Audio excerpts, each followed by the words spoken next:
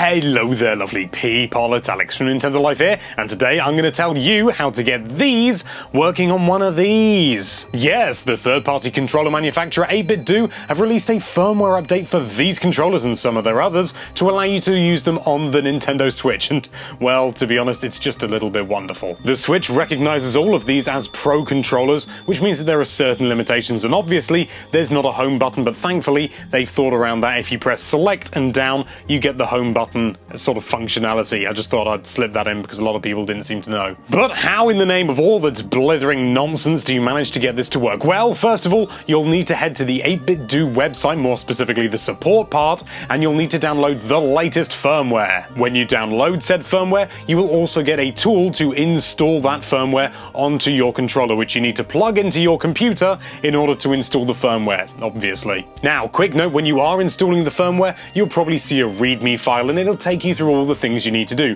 Fair enough, but one thing to just bear in mind, it says to hold down LR and start to make sure that the controller goes into firmware upgrade mode or update mode or whatever.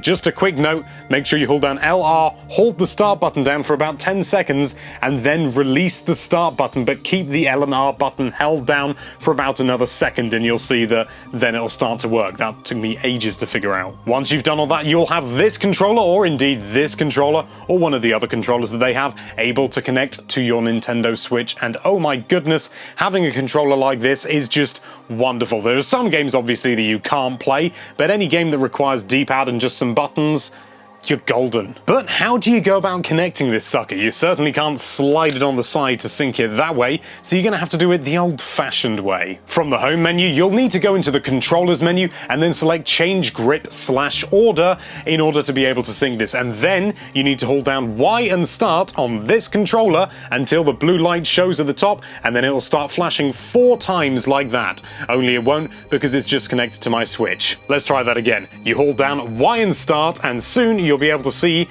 it should start flashing 4 lights. Well, 1 light 4 times. That's what it's supposed to do.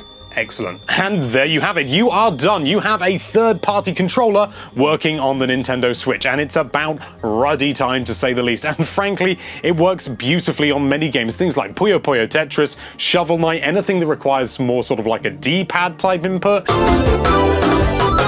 It works superbly. It also works with Mario Kart 8 Deluxe, but it's not all that good because you don't have the analog movement, so, you know, maybe avoid that. Thank you so much for watching. If you like this video, then why don't you pair up that subscribe button with a wonderful third-party SNES controller, and be sure to check out NintendoLife.com for all sorts of lovely Nintendo-related content. Thank you again for watching. Bye-bye.